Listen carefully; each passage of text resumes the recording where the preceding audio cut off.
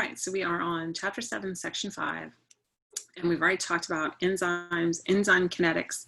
Now we're really going to focus on how those enzymes are regulated. And we already know that enzymes are really great biological catalysts, right? They're proteins. So the cool thing about being a protein is that they can be subject to multiple levels of biochemical regulation, right? We can increase activity, we can decrease activity. And so that regulation can be either stimulatory or inhibitory, right? We can either promote activity or decrease activity. And so we can mediate that activity in two different mechanisms. We can do it in terms of bioavailability. So how much of that enzyme is in a particular type of tissue, or how much is in a particular compartment of an individual cell, right? And so you can do that by increasing enzyme synthesis. You can enhance catalytic activity, right? So if you control the catalytic efficiency through protein modifications, you can induce conformational changes in the enzyme active site. So you can either do it through, you can either mediate enzyme activity through bioavailability or by control of catalytic efficiency, right? And there are lots of different modifications that you can do to change the catalytic efficiency of something. So let's kind of talk about the different ways that we have both bioavailability and catalytic efficiency. Let's start with bioavailability. You can look at bioavailability in terms of RNA synthesis, right? This is gene transcription. Ooh, if I could speak today. If you could increase that or you could decrease that, and that would change the availability of our enzyme. You could look at RNA processing. So once you have that RNA transcript, how you process it is going to change its bioavailability. We talked about having alternative exon splicing. Alternative exon splicing, right? If you splice a different set of exons, then you can create a different enzyme. And so you'll have different products and different bioavailability. Protein synthesis, that's another stage where we can regulate. Then once you make that protein, and in this terms, it's going to be an enzyme. Once you make that enzyme, then you can actually alter the presence of the enzyme through protein degradation, right? You could change the turnover rate of that protein, and that would change how much was available. And you can also change the protein targeting. Maybe you're going to send it to a particular subcellular localization, a particular organelle. Or you could determine if it's going to be inserted in the membrane or not. So all of these gray arrows inside of this figure are all things that are regulated by that can regulate bioavailability. On the other hand, you could regulate catalytic efficiency. So catalytic efficiency are these three right here. So catalytic, and this is really catalytic efficiency is what we're going to focus on in this section. All of our other bioavailability is really in the very end of this book. It's part 5, I think, chapters 20 through like 23. That would focus way more on bioavailability. What we're going to focus here is really catalytic efficiency. So there are really 3 primary mechanisms for changing catalytic efficiency. You can bind regulatory molecules, that's one. You can have covalent modifications, and you can have proteolytic processing. So we're going to talk about these 3 different things, and you got to think enzymes aren't just regulated by one regulation process. They typically are regulated by multiple levels. And so it's important to understand all of them so that you can understand all the differences and the ways one single protein, one single enzyme can be regulated. So when we talk about enzyme inhibition, there are 2 basic categories. Either what you do to that enzyme is reversible or it is irreversible. If it's reversible, a lot of times this is a biomolecule or a little protein that is going in and binding to the enzyme subunit, but it's binding non-covalently. And depending on how that binding occurs, it can decrease by diluting the enzyme reaction. So depending on concentration, right? And there are three classes. There's competitive inhibition, uncompetitive inhibition, and mixed inhibition. And we're going to talk about each of those three. You can also have irreversible enzyme inhibition. So in irreversible, you have an inhibitory molecule that's forming a super strong covalent bond, and in some rare cases, a strong non-covalent interaction. But it's all about things inside the enzyme active site. And it basically takes that enzyme out. The enzyme is killed by the tight binding to this inhibitory molecule, whatever it is. So no matter how much you dilute your solution, it's not going to change the enzyme activity, right? So the big difference between these two, if you were to test them in the lab, right? If you dilute an irreversible, it'll be no change. If you dilute a reversible, it will change. And it's all because of those covalent bonds that interact independently of an enzyme and an inhibitor, okay? So it's all about those covalent bonds. All right, so let's look at an example. Here's our example of a reversible inhibitor. That is succinate dehydrogenase. So this is a reversible reaction, okay? So if we have what's called malate, so we have our malate, this is our inhibitor. So malate mimics a lot of the properties of succinate.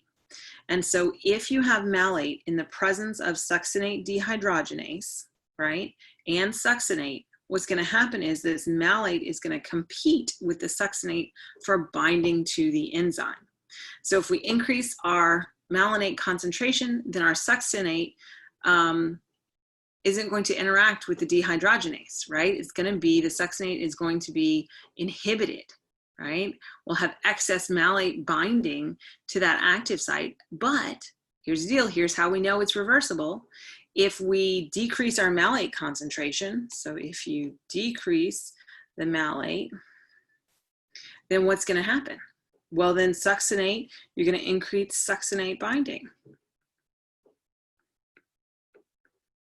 And this tells us that this is reversible, right? So the enzyme rate can go back up and the reaction continues and you make your product. And in this case, that product is fumarate. So more often than not, cells are going to use reversible modes of enzyme regulation, just because it's more efficient to not completely destroy your enzyme. It's more practical to kind of put it on pause and allow it to resume when you're ready. So there are a couple of different kinds of reversible inhibitors, and we kind of alluded to that, right? You can have what's called a competitive inhibitor. That's our first one, competitive. So in a competitive inhibitor, the competitive inhibitor binds in the active site. So binds, we'll kind of make a line here so I don't cross over, in active site of enzyme.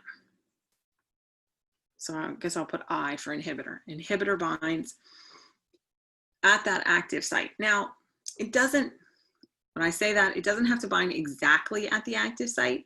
It can actually bind very close to the active site and just obstruct the active site.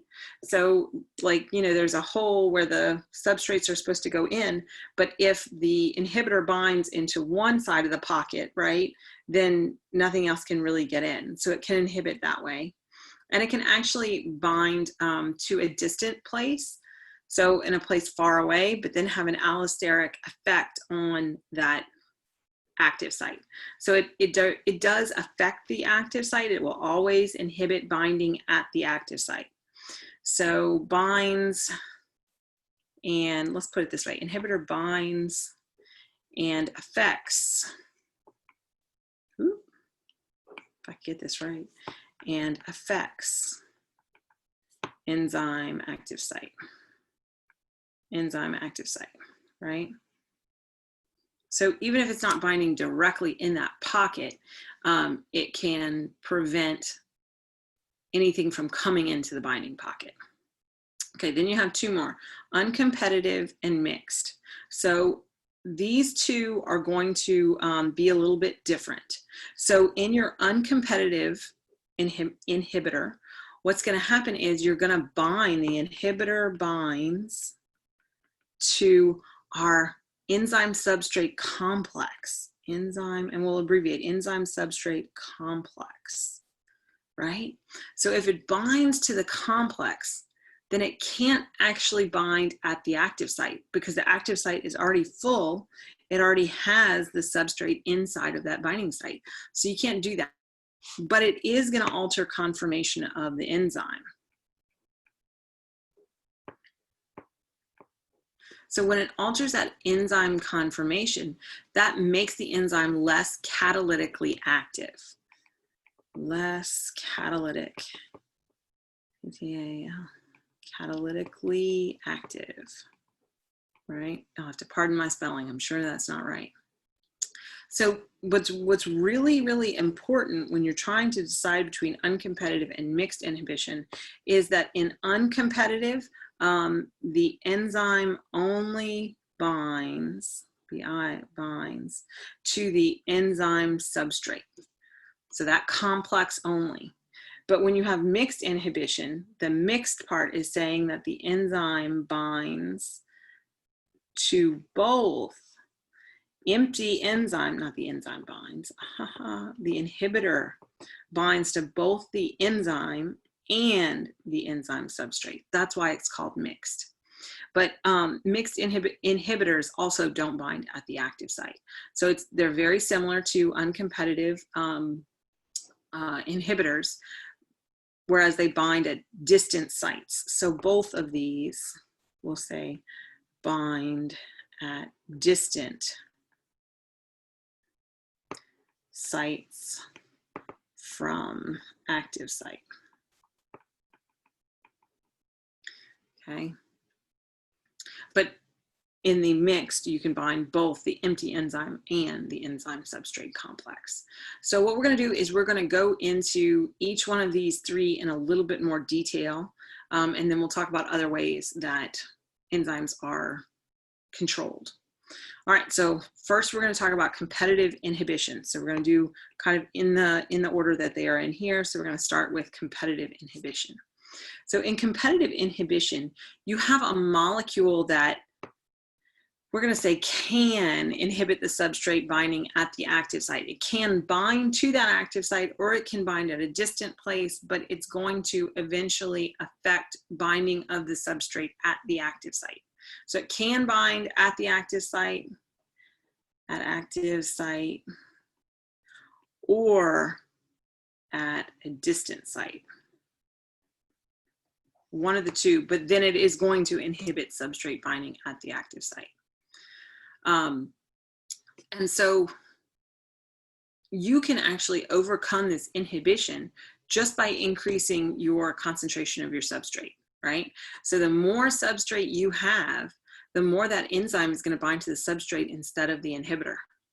So when we talk about our Michaelis-Menten enzyme kinetics, right? You have to kind of go back and remember what we talked about. Our Vmax is unchanged, right? So eventually you would get to that same maximum velocity of our reaction if you just increase the amount of substrate there, right? So Vmax is going to be unchanged, but what's different is our Km values.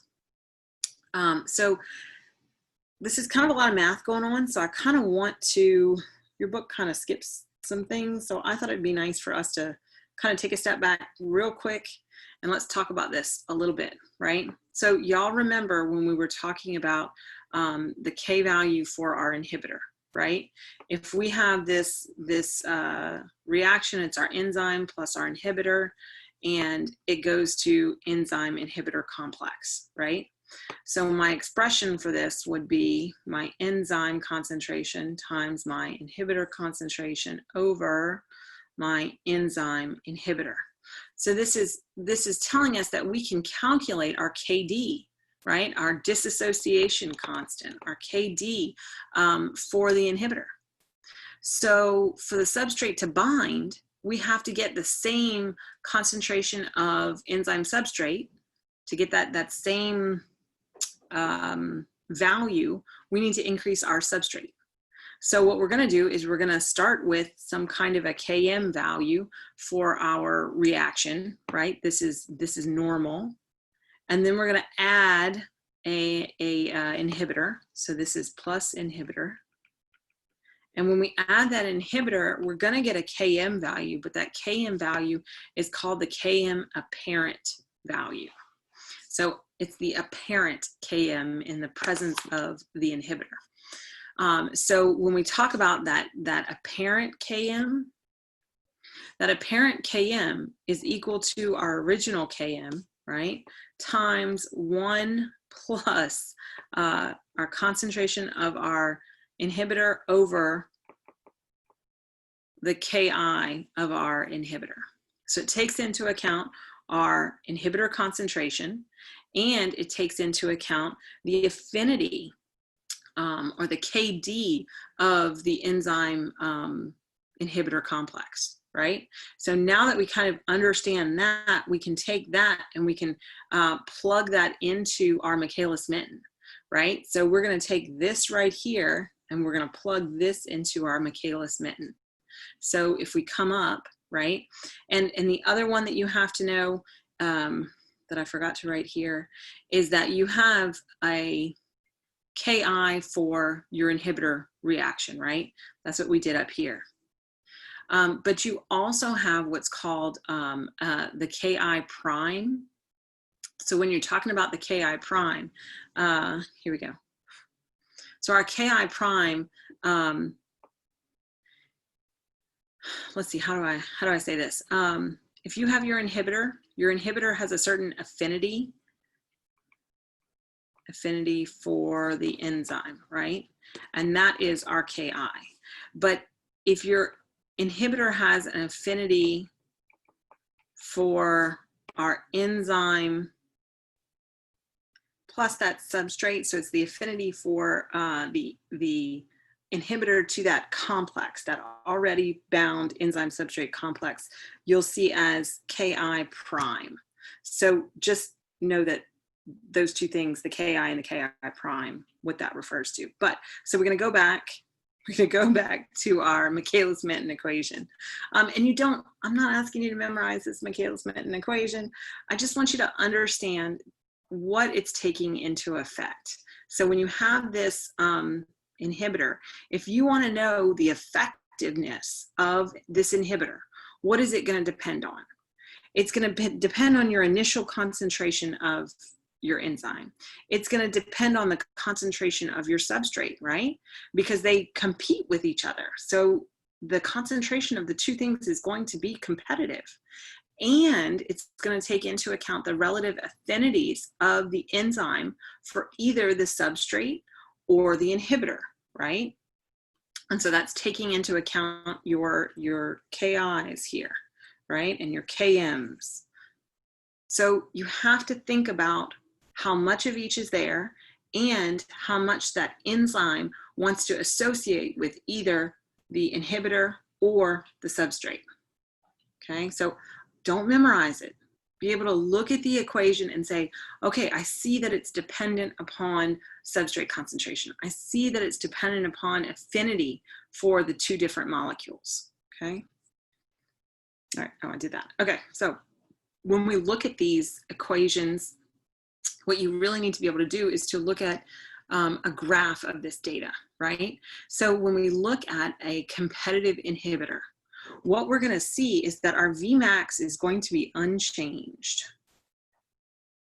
But what is going to change, right? What we can see is the red line is lots of inhibitor, the green line is a little bit of an inhibitor, and yellow is basically the original enzyme and substrate only. So we're trying to get to this Vmax up here. Eventually, all 3 lines would get there. It would take those other, the green and the red, quite a long time to get there, but they will. So if we take half of that Vmax, doesn't matter which reaction we're looking at, we're still going to have the same 1/2 Vmax because they're all going to get to the same Vmax.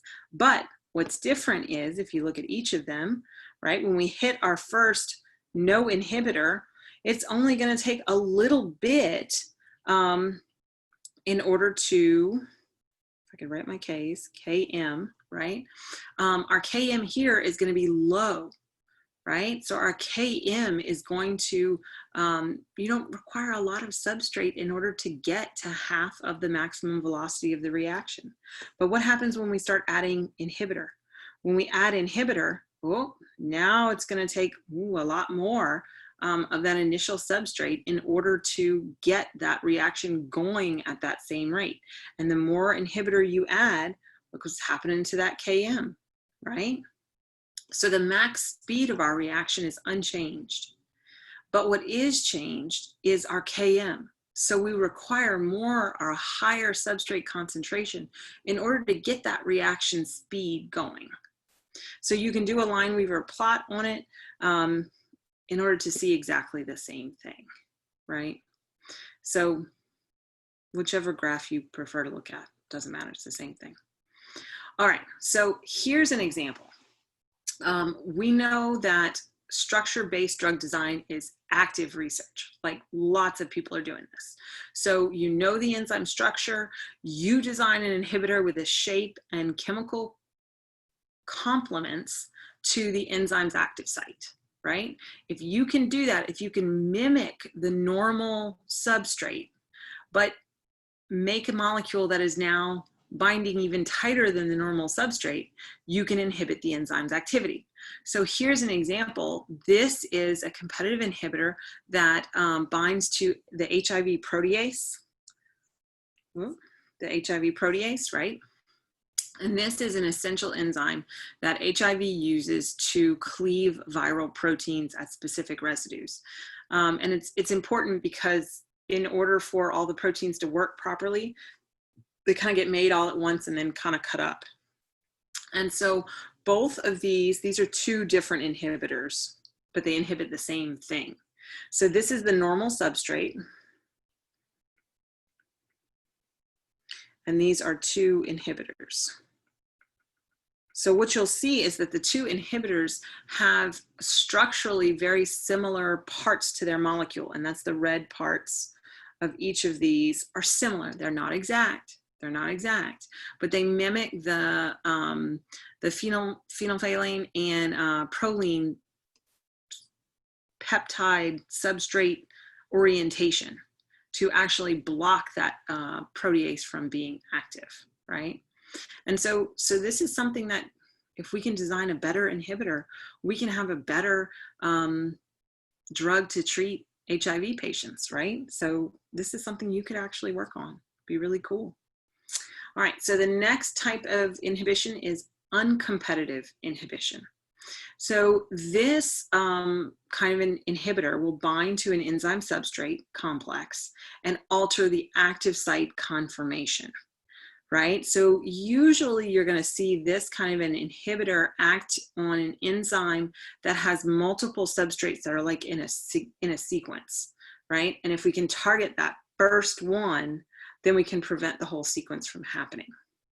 And that's kind of a good thing in the cell, right? So even when you have situations with really high substrate concentration, you're going to have some enzyme that remains in a non-productive, you'll have an enzyme substrate inhibitor complex, right? And so that's going to be inactive. Even though you have this enzyme substrate together, the inhibitor is bound to it. And so this is going to be non-productive, right? So what's going to happen is you're going to lower your Vmax because the enzyme substrate complexes are used to make enzyme substrate inhibitor complexes instead of making product. So the Km, the apparent Km is going to decrease, right? Your apparent Km is going to decrease because it decreases the concentration of the substrate when the rate is at half Vmax. So, so for this one, you have to remember that both Km and Vmax are decreased, right? So, all right, next one is mixed inhibition. So mixed inhibition, just like uncompetitive, are going to bind to sites that are unique and distant from the active site, but they're mixed because they can bind to both the enzyme and the enzyme substrate complex. So you can get enzyme inhibitor and you can get enzyme substrate inhibitor, right? Whereas in this one, you can only get enzyme substrate inhibitor. There is no enzyme inhibitor. That doesn't exist for uncompetitive. Okay, so depending on what kind of an inhibition is going on, you're always going to lower the Vmax, and maybe you're going to change the Km. You have to kind of see, and I'm going to show you some different examples. So remember, in this kind of an inhibition, if you increase your substrate concentration, you cannot overcome overcome the presence of the inhibitor. Just like that's also true for uncompetitive, right? So you're going to make these, let's see, you're going to make these two products, right? And these two products are going to end up lowering our Vmax, right? So some free enzyme is bound to the inhibitor, and that means that our graphs are going to look like basically there's less enzyme in the solution because you've sucked up those free enzymes and put them into a complex, and now they're inactive. So it's going to look like you have less enzyme present in the overall reaction. So if you kind of remember, this is actually two reactions. So let's write them down real quick, and then we're going to talk about these different possibilities, right? So we have our enzyme plus our inhibitor, and that is going to go to enzyme inhibitor. So how do I write my equilibrium for that? I write Ki is equal to my enzyme concentration times my inhibitor concentration over my enzyme inhibitor concentration, right? Now, my other possibility is that I could have an enzyme substrate complex already formed and my inhibitor binds to that.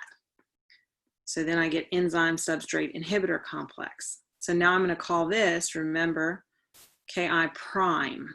The Ki prime is the enzyme substrate times the inhibitor over the concentration of the enzyme substrate inhibitor. Okay, so there are a couple of different things that could happen, right? If the inhibitor, right, has a different affinity for the enzyme alone versus the enzyme substrate complex, you're going to get different kinetics. So if you look at a Ki prime that's greater than Ki, so if Ki prime is greater than Ki, right, what's going to end up happening is that you're going to change your Km, in addition to your Vmax, right?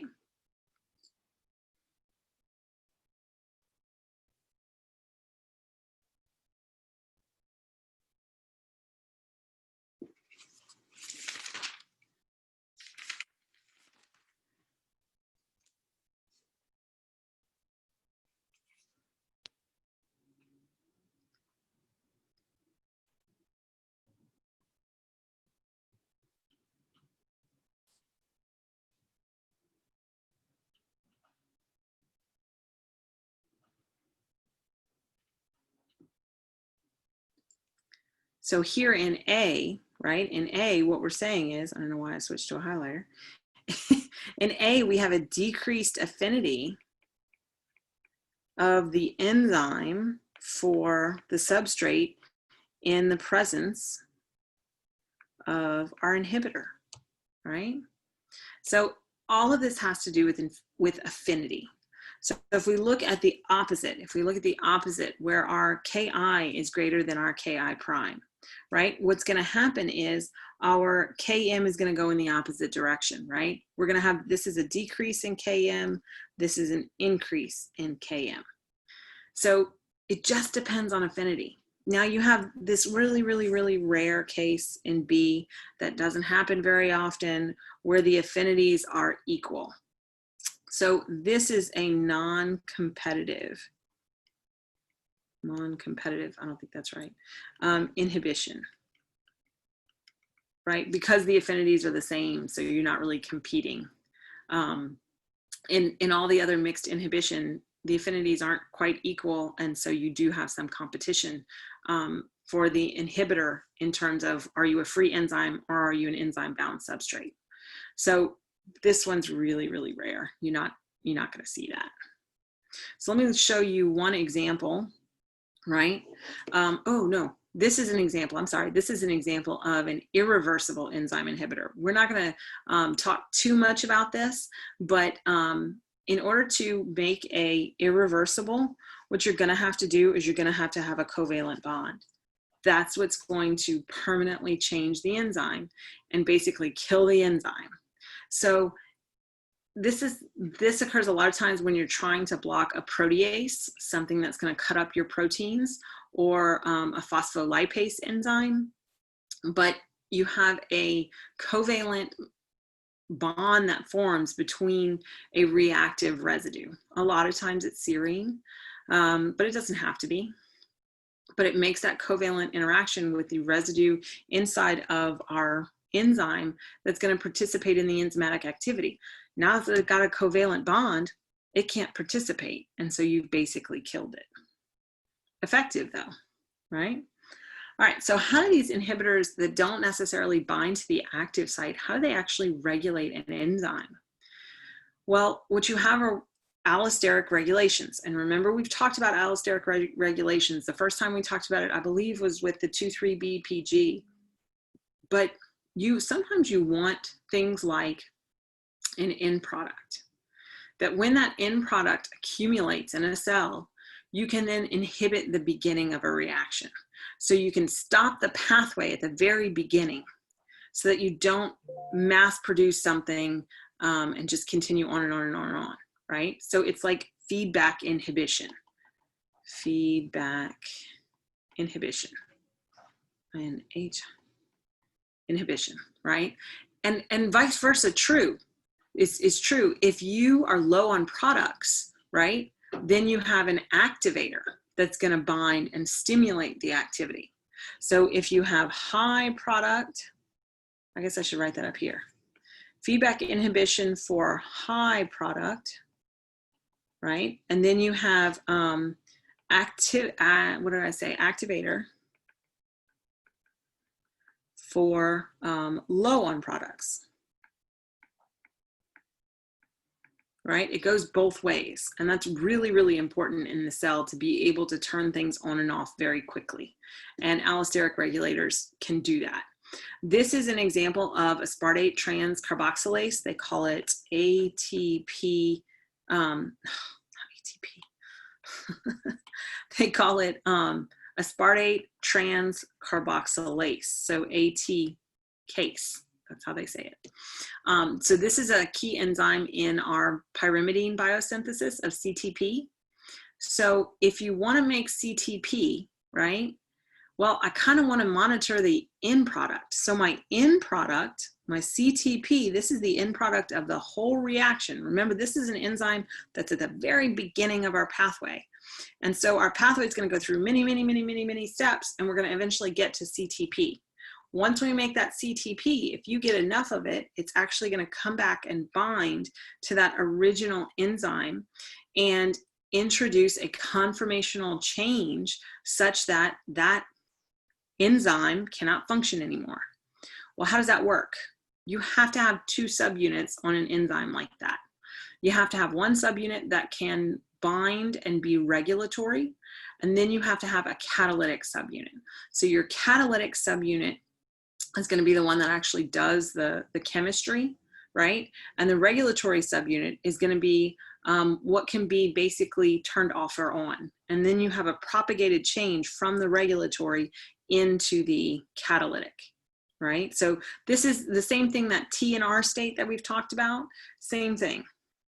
So when you have lots of CTP, your enzyme is off. Now, what happens when you get kind of low on CTP? Well, maybe this is a case where you have lots of ATP sitting around in the cell. And when you have lots of ATP sitting around in the cell, you can go through DNA synthesis, right? So if you have lots of ATP, you need to make sure you have lots of CTP if you're trying to synthesize your DNA. So you can activate it through ATP. So ATP is the activator, right? And so that activator will bind to the regulatory subunit, induce a conformational change, and change that catalytic subunit from inactive to active. And so both CTP and ATP are allosteric regulators. So both CTP and ATP are allosteric regulators, right? The CTP is an inhibitor, the ATP is an activator, but they're both allosteric. All right, I want to show you an animation. So let me see if I can do that. But the animation is going to show you exactly how this regulation works. They have really awesome conformational changes that occur. And so it's going to go over not only this type of enzyme regulation, but the others we're going to cover in the rest of today's lecture. And so you can see those before we talk about them. Okay, hold on. I'm going to try and make this work.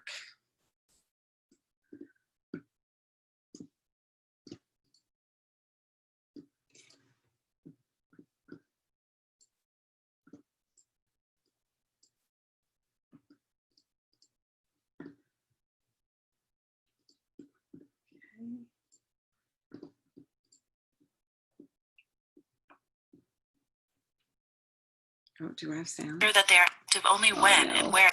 Hold on. I'm going to restart this. Here we go. Many enzymes need to be tightly regulated to ensure that they are active only when and where they are needed in our cells. In this video, we will explore two examples of how specific enzymes are regulated. The bacterial enzyme aspartate transcarbamylase, or ATCase, is an example of an enzyme that is regulated through an allosteric mechanism. ATCase is responsible for an early step in the production of the nucleotide cytidine triphosphate, or CTP. Specifically, ATCase catalyzes the formation of N-carbamyl L-phosphate from carbamyl phosphate and aspartate. ATCase activity is upregulated by binding to ATP and downregulated by binding to CTP, the end product of the pathway. This regulation ensures that if enough CTP is already present, more will not be made. Note that ATP and CTP bind to a site that is distant from the active site of the enzyme and are thus considered allosteric regulators. When there is a high concentration of ATP relative to CTP in the cell, the regulatory subunits of ATCase bind to ATP. ATP binding stabilizes the active conformation of ATCase, called the R state. The conformational changes propagate from the regulatory to the catalytic subunits. In the active or R state, the geometry of the active site stimulates catalysis by bringing the carbamyl phosphate and aspartate substrates into close proximity with one another. Once the concentration of CTP has increased in the cell, ATCase will shift towards binding CTP rather than ATP. CTP binding results in shifting the conformation of ATCase toward the inactive T state, effectively shutting down the enzyme. This is an example of feedback inhibition. Protein cleavage, or proteolysis, is another way that some enzymes, particularly proteases involved in digestion and blood clotting, regulate their activity. Pepsin is a digestive enzyme synthesized in the stomach that aids in breaking down food by catalyzing the hydrolysis of peptide bonds. This results in converting long protein chains into smaller peptides. Pepsin is first produced as an inactive precursor, or zymogen, called pepsinogen. In pepsinogen, the active site of the enzyme is blocked by a 44 amino acid N-terminal protein fragment. The acidic environment of the stomach causes a conformational change in the pepsinogen that results in it cleaving its own N-terminal segment. The active site is now accessible. These examples illustrate only two ways that enzymes are regulated to ensure that they are active at the proper time and place within cells.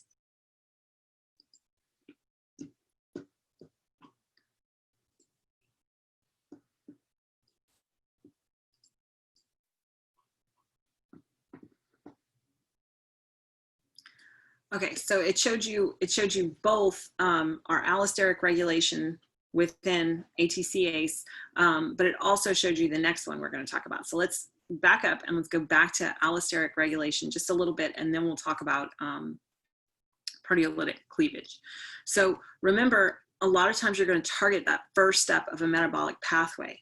That way you are not wasting your energy making intermediates that are never going to be used, right? So the earlier in the pathway you can inhibit that process, the better off you're going to be, the less wasteful inside of the cell.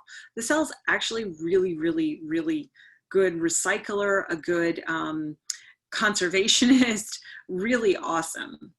So remember, that's done through feedback inhibition, where our end product of the pathway functions as an inhibitor for the very first, usually the very first enzyme in the pathway. Okay, so this was kind of already what we talked about, but just to recap, right? Our CTP, this is our end product, and our end product ends up being the inhibitor, right? And so remember, this is non-competitive, right? It does not bind at that active site. And then our ATP, this is the one that is our activator. And so it's really good to have this regulation with ATP, because in cases where we're favoring like DNA synthesis and we have lots of ATP, we're gonna make lots of CTP, and that's what we need for DNA. So neither is a substrate. So neither one is going to bind in that active site. That's what you have to remember with allosteric control. Okay. So the book kind of gives you the basic mechanism, but all you really have to know is that you have this enzyme that's involved in the process. And so there's lots of steps inside of this process, and eventually you make CTP. Once you build that CTP, it goes back and inhibits that first step. You don't have to memorize structures or anything like that. Don't worry about that. All right, and so this is just our enzymatic graphing of what's going on. If you have your control is your green line right here. If you add ATP, you're going to stimulate activity. If you add CTP, you are going to inhibit our ATPase, our ATCase. I always want to say ATPase, ATCase activity, right? Okay. So another way that you can regulate is through covalent modification. This is covalent modification of the molecule, but it's not permanent. This is reversible. Reversible. And a lot of times we just stick on a functional group. So the most common is phosphoryl.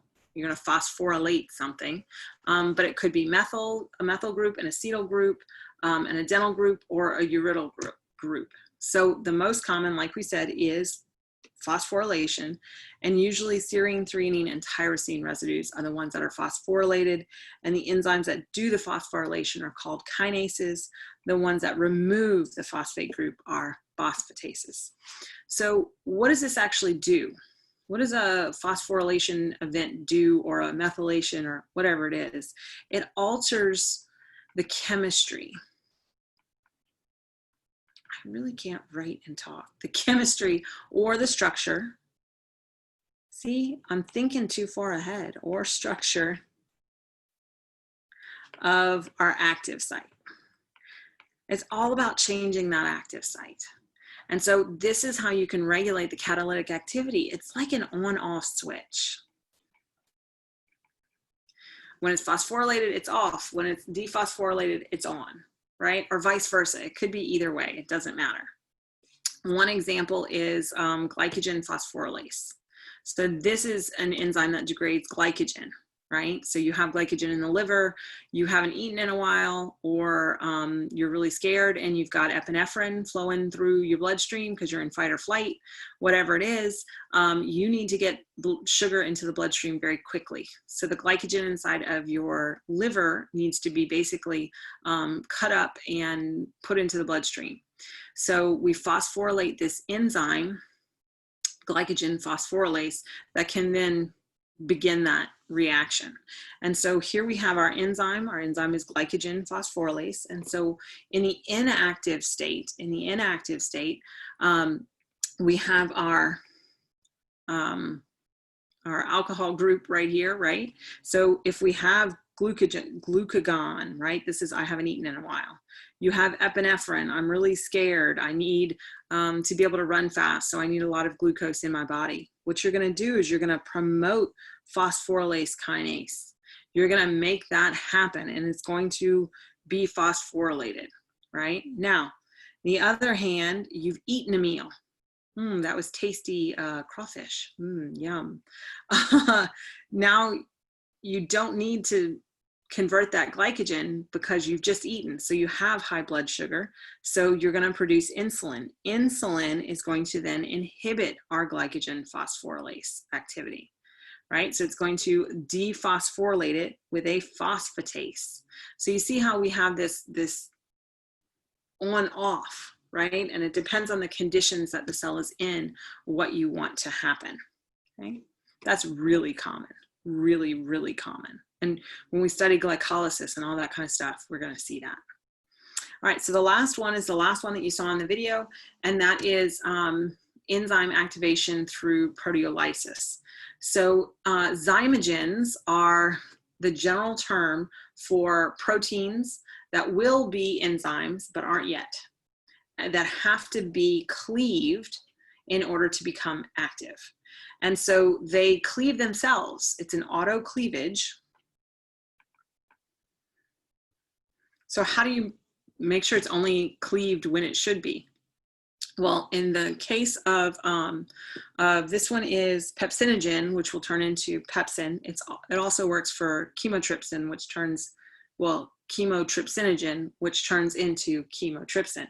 But this autocleavage occurs due to a change in the environment. In this case, the environment is the pH, right? And so when this pepsinogen gets sent to the stomach acid, the area of the body that has our stomach acid, right? It gets excreted. It's going to be autocleaved, and that super acidic environment is going to allow that cleavage to happen.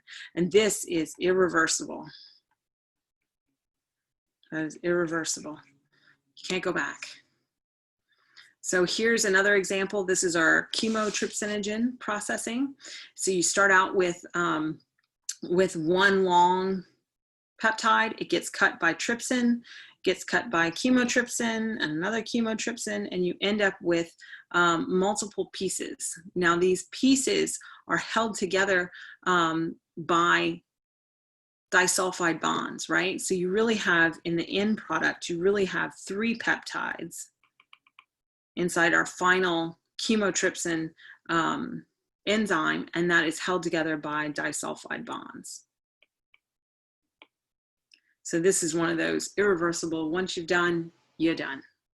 So those are all the major ways that we regulate enzymes within the body. So when I see you on Monday, I'm anticipating that all of your chapter, what are we in? Chapter 7 material is watched, and we'll work on some clicker questions. So I hope y'all have a safe and dry weekend, and I will see y'all on Monday.